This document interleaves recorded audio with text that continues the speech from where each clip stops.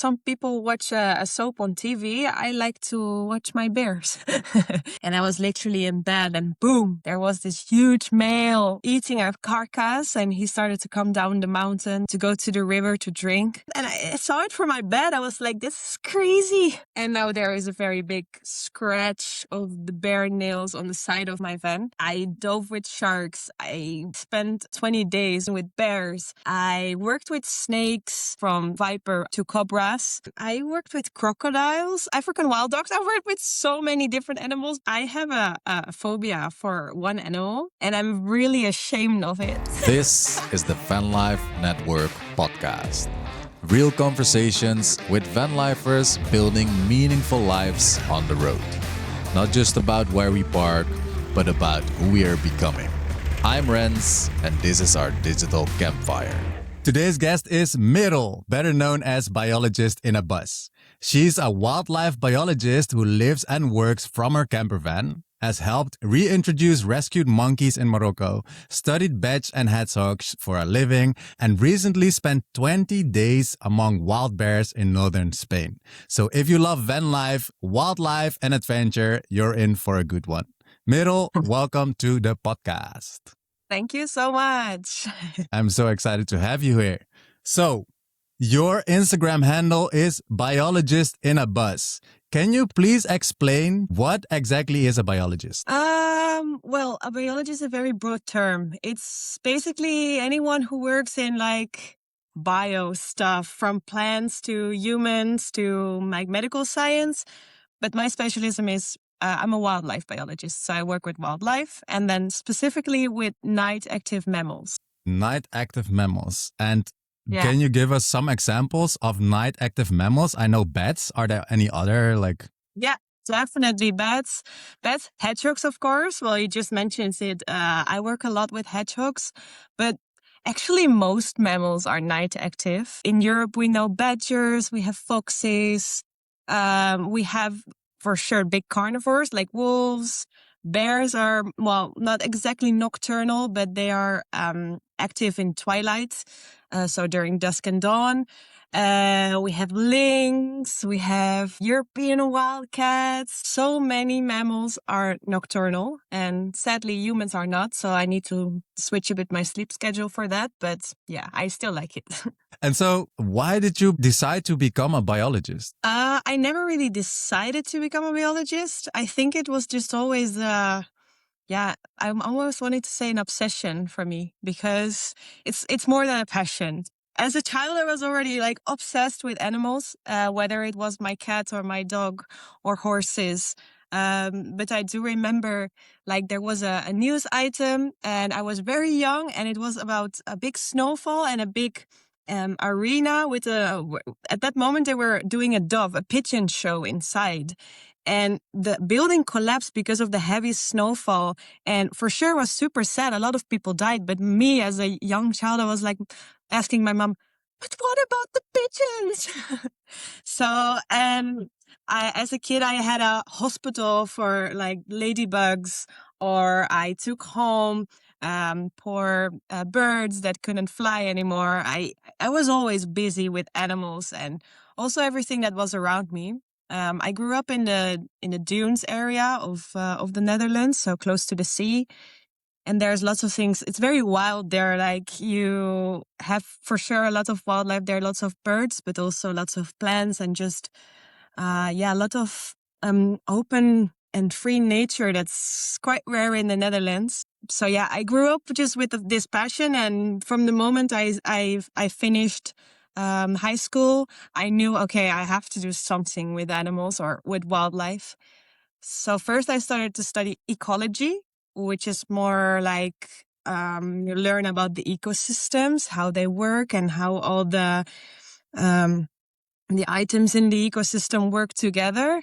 And then as a master, I started biology. So that's basically my roots. And after biology, you also studied something else, right? Yes, correct. Yeah, I did another master. I'm like the endless student. I really like to study and learn new things. Yes, I studied also Zoonoses and One Health, which is like It's basically, well, COVID is a good example. It's diseases that go from animals to humans, that can be transmitted from animals to humans, and the other way around. So it was more a specific master, very specialized into diseases. So it's where my more nerd part came out. And why did you specifically choose for this master? Like, why did you want to work with the diseases? Because diseases are a very important part of an ecosystem. Like, diseases actually are also a good thing, because everything in nature is balance. So the moment imagine you have a lot of carnivores, and then the prey, like the deer, they go down, and then the other way around again. So it's always a balance. And when the same thing happens with diseases, like if we have in the dunes of the Netherlands, we had a lot of rabbits, like lots. And then a disease came, which called myxomatosis, and all the rabbits died. Sadly, the Netherlands is not always in a great balance, because normally a disease that's in an ecosystem makes sure that the populations become balanced again. But now it made sure that the rabbits were basically all dead. That's also not what's supposed to happen, but that's where I come in. I come in to make sure that diseases don't kill an entire population or entire species even, but at the same time make sure that diseases are still part of the ecosystem, because it is very important. And for sure to make sure that we have biosecurity, so that we don't get things like COVID again, or Ebola, or other diseases that are transmitted from animals. Okay, and is that something that you actually can prevent from happening? Or is that something that once it actually happened, you try to kind of stop it or control it? You mean in the case of like COVID, for example? Or yeah, or the rabbits, like with the rabbit example that you gave? In a natural ecosystem, this is not something you can prevent. It just happens, because you cannot prevent diseases from existing. And if we didn't have any diseases, our ecosystem would collapse and we couldn't even live. So we're even dependent of diseases. But once a disease transmits to a human and can become a pandemic, like we had with COVID, yes, we can prevent a disease to become a pandemic, because that's not what we want again. So right now, for example, Ebola is a big thing, which needs people like me and my colleagues to prevent this from spreading worldwide. Yes. That makes a lot of sense. And so, like, as a biologist, how do you earn money with this whole thing? So what I just talked about, like the whole diseases thing, I work partly in this, but it's a lot of lab work and a lot of computer work and a very boring stuff. But for sure, we need it in our society, especially since COVID. But I also work for like population management, to make sure that we can conserve species like bats, like hedgehogs. For example, we take the Netherlands, and we have a very dense population. A lot of people are living closely together, and we don't have so much nature anymore. So we need to live together with nature in order to conserve it. And what people don't know is that a lot of bats actually live in our houses. We don't have caves. We don't have much old forest. So bats choose to live in houses in the Netherlands. Yes. But what happens when you want to renovate a house or a building? What happens when you want to isolate? Because bats tend to live in between our isolation walls, in the middle. What happens if you want to isolate that? Then I come. And I'm going to take a look if your house is used by pets or any other protected animals. And if that's okay, then you can continue. And if not, then we need to find a solution that both you and the bats or other animals are happy, and that we can still live together without killing the animals or disturbing them. And I do that mostly in the summer. And then there's, of course, I work project-based. So I can get a call like right now, like, oh my God, there is a project, we need people here. And I go there. That's why I have my van. Like, I can move everywhere I want. And then there is some desk work, like I just said, lab work. It's a lot of different projects, and I fill up my year with all these projects. And that's basically how I make my money. Okay, that sounds super diverse, honestly. Now, if you're living van life or dreaming about it and you've ever felt like you're doing it alone, this is for you. It's called the Vanlife Network. It's a private community full of real vanlifers from all over the world actually connecting. No algorithms, no ads, no fake social media stuff, just real conversations, real friendships, and people you actually meet on the road. There are weekly calls, a live map to find people near you, and meetups happening all the time. So instead of just chasing the next spot, you start building real friendships along the way. It's completely free to join at school.com/vanlife. School spelled with a K. Links in the description or scan the QR on screen and we'll see you there. And you mentioned you work in projects. So like, how long is a project? Is that like a day or a week or a month or a few months, maybe a year? Like, how long is that? It really depends. Sometimes they need people just to perform some field work, and then I can be one day in the field. I can be a week in the field. You just before mentioned the project with the Barbary macaques. It was a few months. Like right now I'm doing a lot of bat research and I come back to the same spot multiple times a year. So that's a very long-term project, sometimes 6-7 months. So yeah, it's really diverse. It could be from a day to a year. Oh, wow. Wow, that's crazy. From a to a Yeah. year. So that's an Yeah. on and off project, basically. Yes, exactly. Yeah. But my job is very seasonal, you know. Lots of animals are less active or hibernate in the winter time. So usually in the winter I'm also more chill and I have more time to do some traveling myself or to study more or to do volunteering. I really love to do volunteering as well. And what kind of volunteering jobs are those? Like just the similar projects to what you are working for, or is it completely different things? Usually the more fun things are volunteer, of course, because if for example, I really like to visit my colleagues abroad. Last year I traveled all the way from the Netherlands to Anatolia in Turkey, East Turkey. And on the way, there were so many of my colleagues working on different kinds of projects that I wanted to visit. There is a viper research in Hungary. There is a gazella project in Turkey. There is a bear project in Romania. And I really like to not only visit and to help out, because sometimes they do need help, but also to just, to see how they are doing it, to get some inspiration, to take it back home. But for example, in Morocco, a lot of people volunteer for this monkey project that we just talked about. And a lot of European people come towards this project to, observe the monkeys, work with the medical files like I did, to help feeding them, to clean the cages, you know. It can be lots of different stuff. And the bears in Asturias, where I was, lots of volunteer work is done there by finding bear scats, bear poop, and making sure that the project leaders know where it's found, so they know how the bears move through the area. I did some volunteer work with hedgehogs as well in the rescue centers to just help clean the cages and just make sure that they can do their job. So yeah, it can be anything. It can be the same work as I do throughout the year, paid, but it can also be the more fun jobs, and it's a bit more working with the animal instead of for the animal. Okay, so that's a little bit more like the field work that you talked about earlier. Yeah, a lot of field work. Yes, field work and just more fun things. Like if I work, I always need to take home the data and then analyze the data at home, blah, blah, blah. People always think that I hug with animals all day, but that's definitely not always the case. That's a pity, honestly.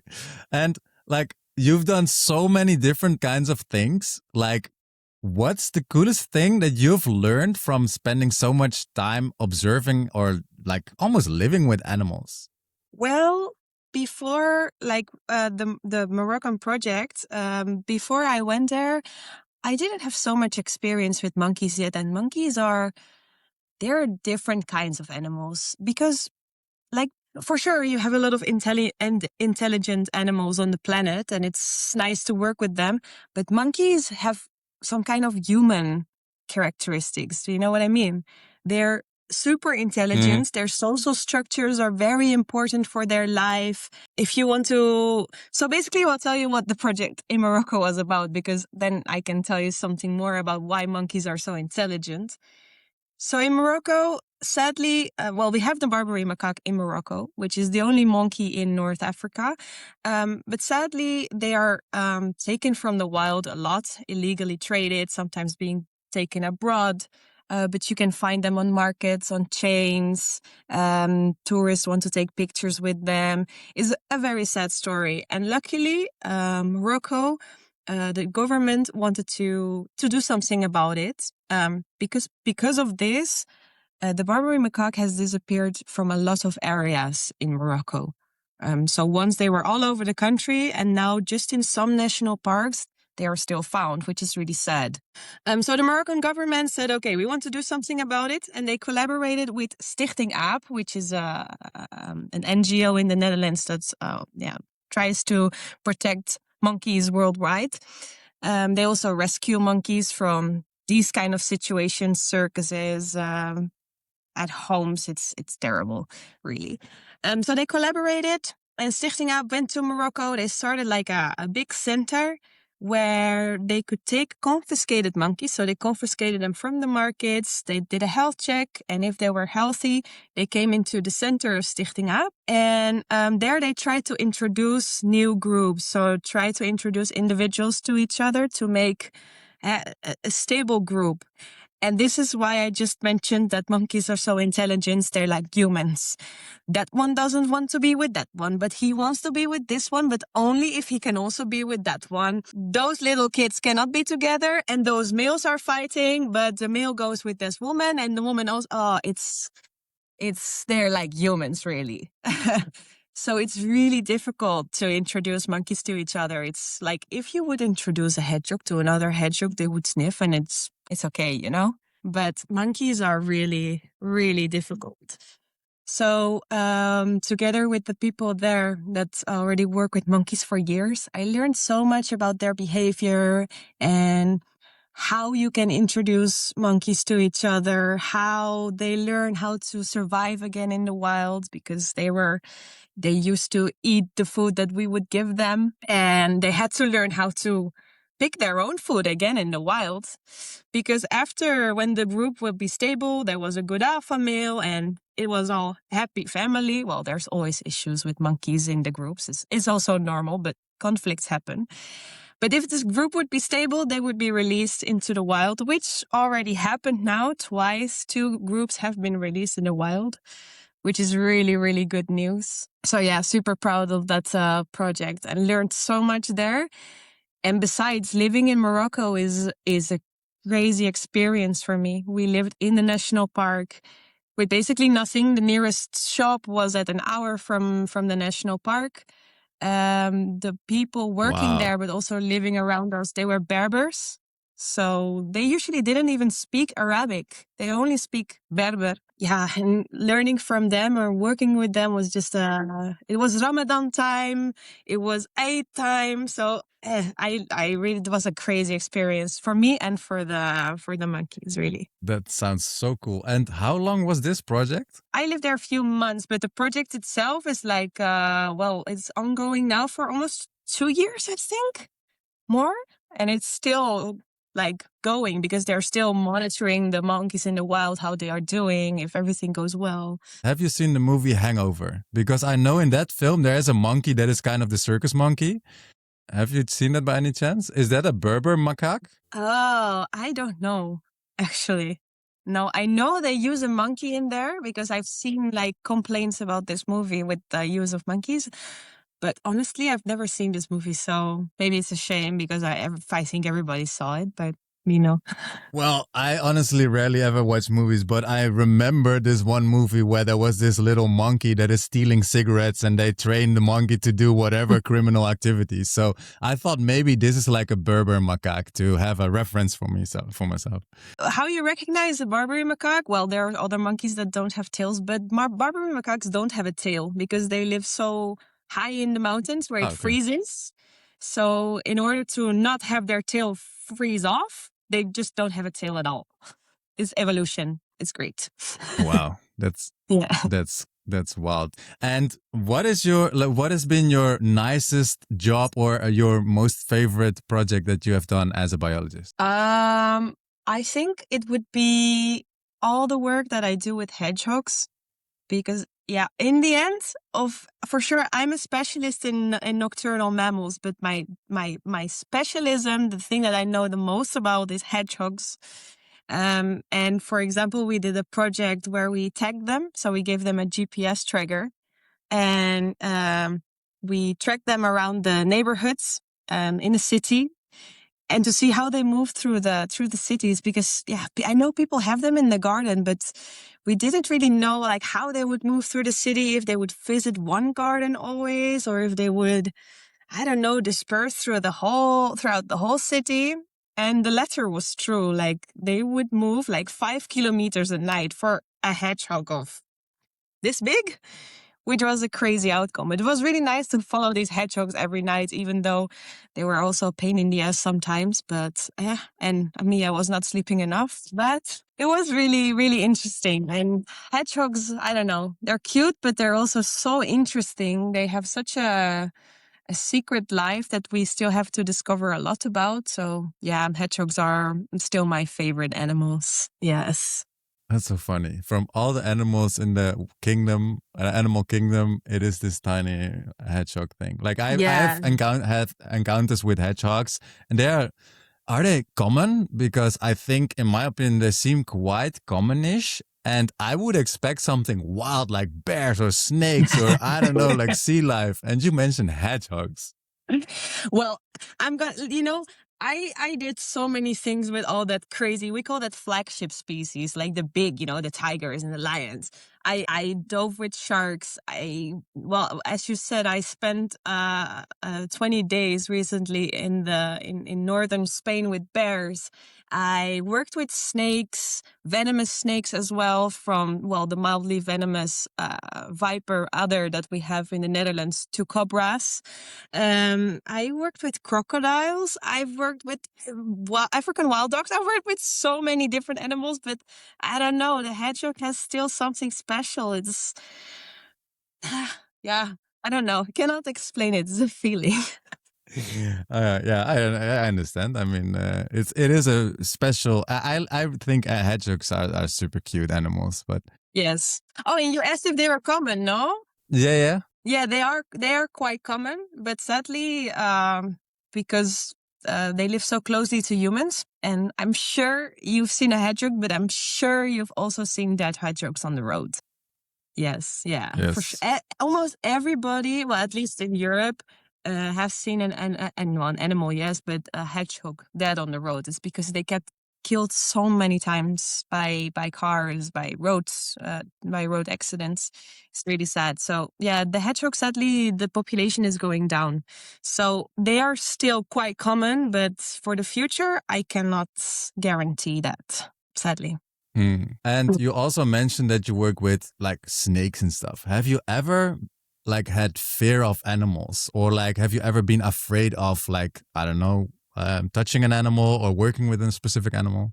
Why you ask me this question? Because I have a phobia for one animal, and I'm really ashamed of it. And I try to hide it. Okay, so on a nice summer day where it has recently been raining, but it's still quite warm, there's one animal that comes out a lot on the streets, It's slugs. Naked snails, slugs. And I'm Okay. so Oh, wow. scared of slugs.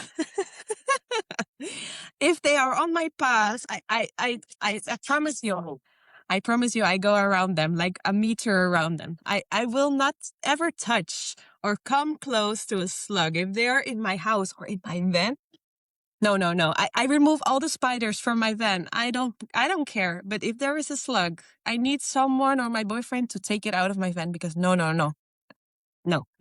That is so interesting. And now the whole world knows.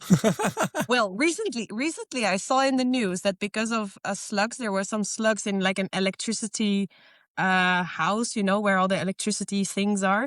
And some slugs they caused like a big problem, and a whole fun park got out of electricity just because of 3 slugs. So you never tell me anymore that slugs are not dangerous. They can actually do some harm. No, no, no. No, yeah, but I don't know, it's a phobia, and now everybody knows.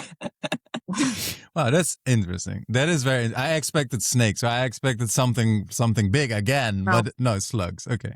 it's like And you also mentioned that you have recently been living amongst wild bears. Like yes. you could be traveling like most vanlifers basically because you live in a van, obviously, seeing like the highlights and moving on and traveling and blah, blah.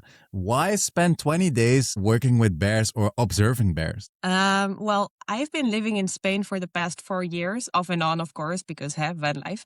But Spain has been my base for a lot of years now, and I knew that Spain has bears. Of course, well, maybe not everybody knows, but Spain has wild bears in the Pyrenees, but also in the Cantabrian Mountain, which is in the regions of Cantabria, Asturias. Um, and I love Asturias. It's my favorite region in Spain. So I wanted to go for Asturias because it's beautiful. And I was like, I'm going to see some bears there. So it was finally time I could go there. I had some days off and I was like, okay, let's try to find some bears. Let's see how long it's going to take. Well, it took me 2 days in order to see the first bear. It was super easy. I even called a guide because I was like, if I don't see them, I need someone to help me because I'm not leaving without seeing a bear. But within my, well, it was not my first day, but the second day, bears with young. And I was like, okay, well, I've seen it now. I can leave. But I was like, no, no, no, no, no, no. I want to know more.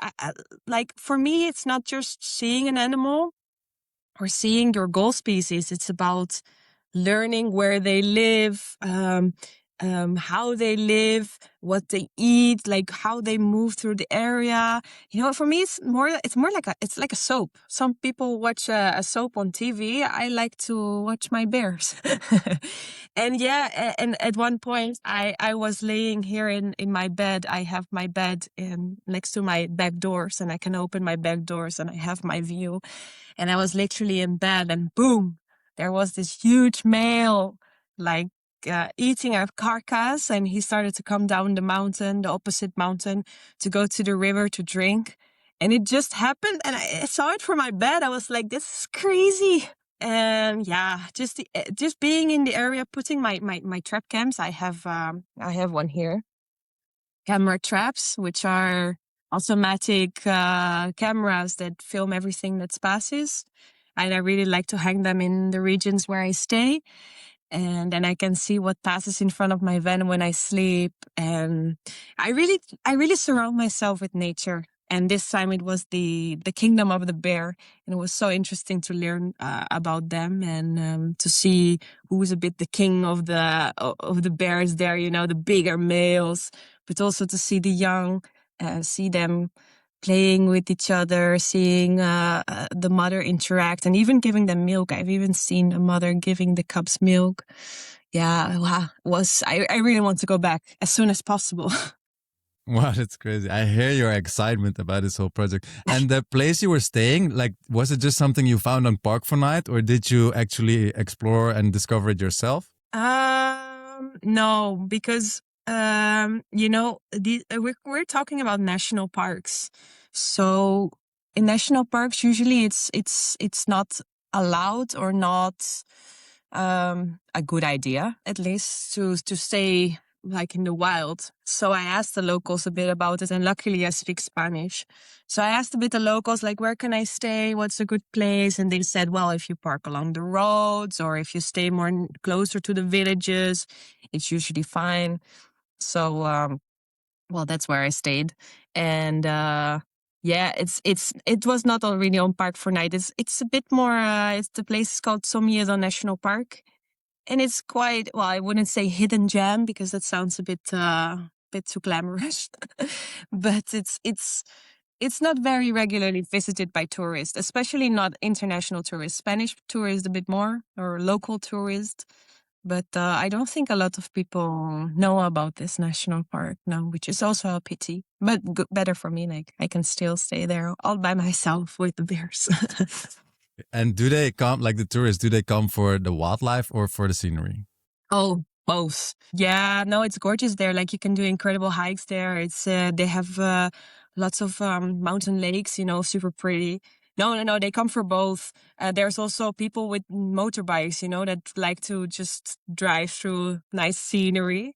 That kind of tourists, and they usually come and they know there's bears, so they will do like a little guided walk to see some bears with a guide, but they've seen the bear and it's like, oh, bear, yeah, okay, next thing, And for me, I want to see more. I want to know more. I think that's a bit the difference of me versus a normal tourist. Well, I'm a tourist too, but you know what I mean. Yeah, being a biologist, tourist, let's say, and a local Yeah, or it's someone else. yeah. And you mentioned you have like worked with many, many kinds of animals. Like, is there some kind of animal or some species that you would love to work with or that is kind of on your wish list? Maybe an animal, maybe a project? Yeah, it's the bear. And it's the bear, preferably in the Pyrenees, because in the Pyrenees, the bears basically disappeared. And some decades ago, they introduced them again from Slovenia. So in the east of Europe, there's still lots of bears, brown bears. And they introduced some individuals to the Pyrenees. And now the population is growing. But you have to understand, if you start with a small population of like 3 to 5 animals, and from that, we're now on 300 animals, they're all, they're all from the same ancestor, which can cause inbreeding. You probably know what it means, inteelt in Dutch, which is it's genetical issues. Like there's not enough genetical variation. So you need to check, is there inbreeding problems? So we need to take some DNA and check genetically, how diverse are they? Are there problems that we have to face? But we also need to make sure that maybe they can disperse so that other bears can connect with this area. We call it corridors, like wildlife corridors, so that that they can genetically get more diverse with other species, with other populations, I have to say. So yeah, this is a very interesting project that they're doing in the Pyrenees, in France as well as in Spain. For sure, they're checking so the genes, they're checking where are they, how is the population doing, where are the bears born, how do they use the area, and I would really like to contribute to that. So maybe next year, let's hope. Wow. And is that something you have to apply for, or do they have to ask you for the project? No. It depends. Sometimes I get asked for projects because they think it matches me. That's also why I like to visit my colleagues abroad when I'm traveling, and just to see what they're doing, or just even to have a look at their, I don't know, in their project area, or even in their lab, because they remember me, and if they need someone, they call me. It's like networking. It's like a normal business. And so sometimes they call me, but if I see a project that I'm like, oh, I'm a match, or I see option online, like we need people, and I think it would be nice for me, or it fits my schedule, then I apply for it myself.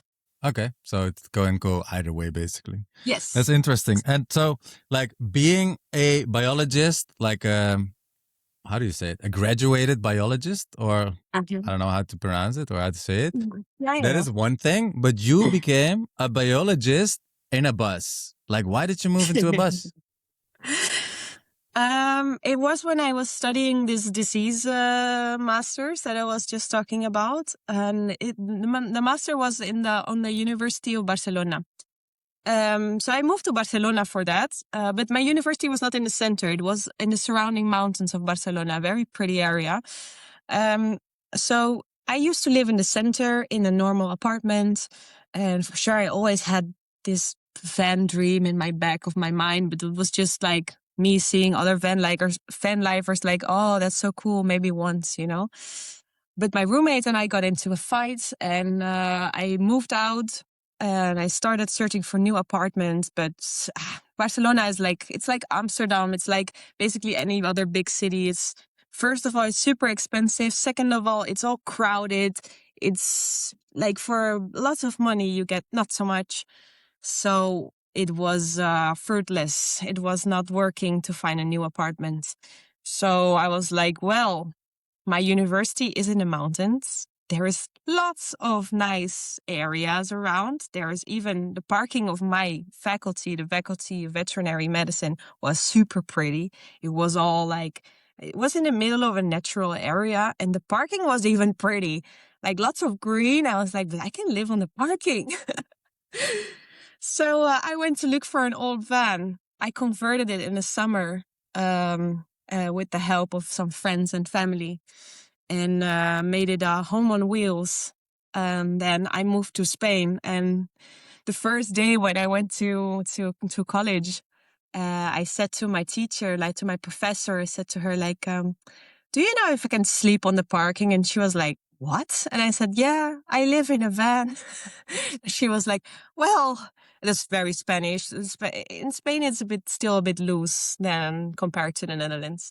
And they were like, well, yeah, why not? Sure, go for it. As long as you don't disturb anybody, for us, it's okay. And the area was very often used by wild boars, wilde zwijnen in Dutch. Wow. So almost every night I had wild boars around me, and I found out the hard way because it was a hot day and my trash. I had to take out my trash, and it was a bit stinky. So I was like, I put it under the fan, and tomorrow I will just put it back in the bins. And in the morning I wake up and oh, my trash was spread out over the parking. And I was like, okay, so animals come here at night, and then I spend the whole night watching, and then these wild boars would come, and I was like, it's you. And they became my neighbors, basically. That's so cool. Did you already have your cameras back then or not? Yes, I did. But I never thought about hanging up my cameras in the parking. I was like, wow, probably not so much that comes here. I didn't know there would be, at one point there was like 30 wild boars around, like crazy amounts. But Barcelona is known for these wild boars. They're a bit of a problem as well. But yeah, I like them. I would love to like eat my dinner in the front and look at the wild boars, how they were interacting in front of me. Perfect as a biologist. I think it's much better than television, honestly. Oh, yeah. Yeah. I don't need a TV. No. And like the van that you converted back then, so that must be a few years ago. Is that the same one that you're currently sitting in? Yeah, it's this one. Yeah, I'm never going to sell this one. Why is it so special to you? Because I'm a quite handy. Well, I'm more creative. I'm not handy. Like things are a bit school sometimes. They're a bit like improv, you know. I'm not the perfect builder, and I really enjoy to do it, but I'm not going to say I'm never going to do it again in my life, but I don't constantly want to convert vans like I see a lot of people do. I would like to, I don't know, my heart and my soul is in this thing. There is months of work inside.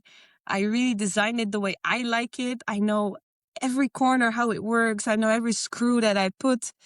If something is broken, I can fix it myself. So I don't know. This is my house, and for now, I think I would never ever sell it. Maybe if it breaks down, I'll put it in a pretty area and it becomes like a little house, you know? And so as a biologist, is your fan filled with like different things? Like you mentioned cameras. Is there other things that aren't in a typical van life fan, let's say? Well, first of all, I have my phone here leaning towards a big, I can show you. This is a camel bone. You're leaning on a camel bone right now. I found it in the desert in Morocco. What? I have like horns of a horned sheep. I have like different kinds of feathers. Here is a big feather of a bearded vulture, for example, that I got. I also, I don't know where it is right now, but I do have, I have various skulls around here. But yeah, for sure, I have my cameras, but I also have my bat detectors, which are, like bats, they emit, echolocation sounds. It's very high pitched. So normally we cannot hear this with our ears. But with this detector, I can transform this sound into something that's audible for human ears. So I can identify the species and I can see what they're doing behavior-wise. So I have bed detectors. I have thermal cameras here. This is all very expensive stuff. It's maybe not the best idea that I'm gonna tell publicly what I have in my van. No, usually if I'm not in the van, I take it with me. Makes sense. Yeah, but also a lot of weird stuff like bone skulls, more feathers, cells. Actually, a funny anecdote. I was traveling to Turkey, and in Turkey they're very strict with taking stuff like shells and bones and stuff, natural stuff, out of the country. But we were passing Greece from Greece to Turkey, and I was like, but I have all my skulls and everything. So I put everything in a big box, in a plastic box, and I digged it somewhere in the sand in Greece, in the middle of nowhere, so that I could travel Turkey, come back and pick up my skulls again, because otherwise they would be confiscated. No way, it actually worked out. It worked perfect. Oh, that's such a cool story. And you said that you had like wild boars around your van. Like, have animals ever damaged your van? Yes. I was I can see it from my mirror. That's why I'm looking in my mirror right now. I was in Romania during the same travel, and Romania for sure is known for its bears. But there is this road, it's called the Transfagarașan, and it's a road that is also famous for its bears. It's beautiful, but also famous for the bears, because sadly a lot of tourists feed them, and the bears come really close to the road just to beg for food. And I knew this, and I wanted to see it with my own eyes. I was not going to feed, of course, like never feed wildlife. Please, everybody who listens, don't feed wildlife. But for sure, I wanted to see it with my own eyes, what was the case. Like human-wildlife conflict is interesting for a biologist. So, I drove along this route, and very quickly we saw two young bears along the road, and they were standing straight up next to my van, and one like literally came to my van and he put his claws on my door here, and he like scraped down like that. And now there is a very big scratch of the bear nails on the side of my van. It's like a tattoo. I'm never gonna remove that. I painted my van myself and I try to keep it scratch free, but that one is an amazing scratch. I love it. And doesn't it rust? Is it just like the paint, or did it No, actually because touch the metal? No. It's because it's my paint. So you see the white paint under it. My van is originally white and I painted it green. So it's perfect. It doesn't rust. It's awesome. Oh, that's so good. That makes your van unique. Very, very special for a biologist. Okay, so you mentioned one little thingy, like don't ever feed wildlife. Like, what wildlife mistake do vanlifers commonly make without realizing it? Yeah, so feeding wildlife is one thing, because they see an animal beg for food and they're like, oh, I want to help it. And what does it matter? I have maybe you don't give it fries, but you're like, oh, I have a cucumber. You know, what hurts a cucumber? But it's just the fact that the natural shyness is really important for an animal, that are naturally shy to humans, so that we don't get in conflict. You know, if a bear really wants my food and it wants to come in my van, it comes in a van and it just breaks everything, including me. So it's dangerous if an animal is not shy to humans. But other things are like being very. I love wild camping myself too, and a lot of vanlifers, of course, love it as well. But really be conscious about where you park. Like if you're parked in a very sensitive area during the breeding season of the birds, for example, like really be quiet. Even music outside, just don't do it. Like breeding season is such a vulnerable season for birds and other animals. But also driving at night. Driving at night is a skill. Animals are active at night and you can kill so much during your drives at night. So always put on your big lights. Make sure you look on the sides of the road if nothing wants to pass. A lot of animals have bright eyes they light up in the beams of our vans. So you can see if something wants to pass, slow it down even more than you would already do in a natural path in the dark. Yeah, just be really careful also with small animals that you don't run them over.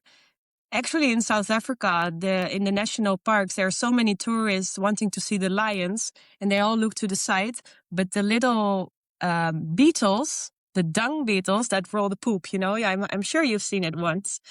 They almost go extinct because so many people drive them over. So they're actually warning signs with don't kill the beetles, don't run over the beetles, because all the beetles get killed because of the cars. So even if you think, oh, it's just small, I'm not bothered, you have a big impact with your van. So if you drive consciously and if you're present consciously, you can do a lot of good for wildlife and for the whole ecosystem, also for plants, of course. That makes a lot of sense. And thanks for sharing these. And now we know what mistakes we are making and how to kind of avoid them. But what are tips for spotting wildlife as a van lifer, let's say? Yeah, well, be quiet and be very patient. That is the first thing. Like, you need patience, especially if you want to see the bigger animals. But do your research, because there's a lot more to see than people actually think. Usually if I meet fan people on a spot somewhere, I'm usually out looking for wildlife, and they come with me and they're like, oh my God, how do you find all this? Like, oh my God, we're so lucky. And I'm like, no, we're not necessarily lucky. You just never look. Like, I remember one time we were with a big group of van life people, and I spot the tracks on the ground, and I'm like, guys, I think wolves have passed here. And they were like, wolves? Do wolves live here? I say, yeah, look, and they've been probably right in front of your van and you don't even know. It's because people don't really look. They don't look on the ground to look for tracks or to look for poop. I really like to search poop. People call me crazy, but I like to search for poop because you can really identify the species behind the poop. Sometimes you see trees with scratch marks on it. Well, that's a very typical thing for bears to do. Like, they scratch with their back against the trees. It's just not only seeing wildlife, it's also the tracks that they leave. And there's so much more to see than what you think. So if you do a bit of research, and for sure, I'm there to help. I have a blog, I have my social media. So I really try to help people understand more of their surroundings, to read their surroundings, literally. But if you would do a little bit of research and learn more about this, you can actually see a lot more than what you would think in first glance. That is super valuable. And also, if people actually want to check out your profile and your blog, where can they find you? Yes, I'm Biologist in a Bus. Very easy on social medias. I'm on Instagram, I'm on TikTok. And I have biologistinabus.com, which is my blog / my website. You can also find my ebooks there that I write about countries with all my tips for wildlife and van life. And soon I hope to organize my first group trips as well. So we're going with vans. We're going to look for wildlife and just learn about the ecosystems and be with like-minded people, like-minded nature nerds out in the field. That is so cool. Is that actually like part of your business kind of thing? Like, you organize the thing, or like, how does that work? It has never been before. I did excursions and group trips in the past, but I was always just the guide, doing volunteering or just being asked, like, okay, tell something about hedgehogs or about bats or about snakes, whatever. And I do my thing, I do my talk, and I guide a bit the people out in the field. But I think that van life and wildlife, well, like I just told you, that it really brings another layer to your travel. When I'm traveling and looking for wildlife, I see so many things that people usually don't come across. I've been looking for bats in Montenegro in the caves and asking the locals like how to find the caves. And we were like talking with hands and feet, and they brought us to the cave. Well, me looking for the bats, and we come out and there's like the whole village waiting, like, oh, come, barbecue. Couldn't communicate at all, but it was just it's so cool. They barely see people with a van there, and they're like, "Oh my God, come to our village, please!" And it's all because I look for wildlife, and it brings me to so much more. Yeah, it brings me in so much new situations than just the normal tourist spots that everybody passes. And yeah, reading your surrounding, I just think it gives you another dimension of where you are. You really get to know the area where you are. I think it's really special. So I think it's very valuable that more people do this. So I decided to organize my own group trips, because you can do a lot of wildlife tours over the whole world, but it's all in 4-star luxury hotels. No, we want to be outside with a campfire and be together and in the forest and wake up early and look for the birds. And yeah, that's what we want. We want to be in our vans, in the nature, not in a 4-star hotel with a spa. At least me. Oh, I love that so much. That's such a cool project. What is a location or a country that you would bring these people to? We're first looking at, because my first ebook that I published is about Morocco, because Morocco, well, I already told you, it's one of my favorite countries. I've been traveling it as well, and for sure with the Barbary macaques. So we really want to go to Morocco on these trips to look for desert foxes, to look for the monkeys, to look for maybe some really venomous snakes. You don't have to touch them, of course, but observing them from safe distances. There's amazing bird life there, from very big birds of prey to very colorful birds. And there's even great ocean life there. So yeah, we really want to go to Morocco. Spain is my hometown, and I really like that most people don't know that we have bears there, that we have wolves there, that we have lynxes there. And I really want to take people to see that, because the way I spend these 20 days with the bears in Asturias, I want other people to enjoy the same thing, because it's really special. But I also really want to go to Poland with the old forests that I still have. I want to go to Romania, because Romania is one of my favorite countries in Europe. So many destinations I want to go. Yeah.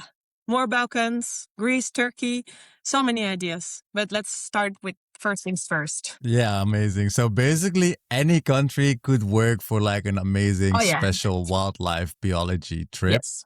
Even Netherlands, even the UK, people think that's boring. That's not boring at all. Well, not if you have the right eyes to look at specific things. Yeah, but that's not, you don't need the right eyes. You just need to learn. And you will actually teach all of us how to do that on your socials. That is amazing. Like, to close things off, if there is something that we can do as vanlifer to help preserve wildlife and nature, like what is it? Well, I always say education is protection. If you know something and if you like something, you want to protect it.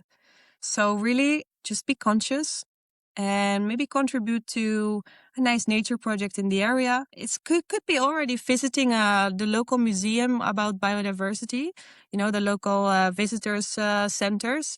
Maybe buy something little there, like what contributes to the researches and the nature protection in an area. If they do guided walks, go maybe on a guided walk. If there is good ethical ecotourism, contribute to that. Not only money, but just being conscious in an area and showing people show other people how important it is to be conscious about nature and to protect it.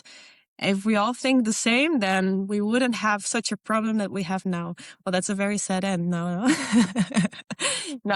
If we all would be positive about this, and if we all would be conscious, that would do great for nature. Yes. I think as vanlifers, we live very close to nature. So I think many, many vanlifers do actually care about nature.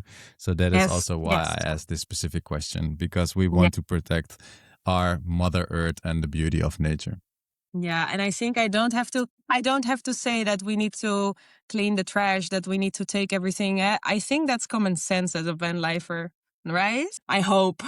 I do believe so too. I actually just got my litter picker. I used to have one before, but I borrowed it to someone and then I never found it back. So yeah, that's something great that vanlifers can do.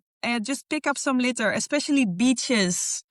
Oh, the pollution on beaches, but also in the water. So many things, so much trash. But if we pick up a bag it already contributes to protecting wildlife and the nature. Beautiful. All right. So everybody who listens, go grab your gloves or litter picker and go pick some trash on wherever you're at. Thank you so much for sharing everything. If you want to find Merel, go visit at Biologist In A Bus on the socials. And thank you so much for being here. This was an absolute blast. And let's take care of nature. Yes, thank you so much. If you loved this episode, then please give it a comment, a like, or a rating on whichever platform you're consuming this on. And of course, if you're a vanlifer yourself, then make sure to check out and join the Vanlife Network. It's a private community space where we hang out with vanlifers from all around the world every single day on school.com/vanlife. That is school with a K.com/vanlife. Thank you so much for listening, and I'll see you in the next one.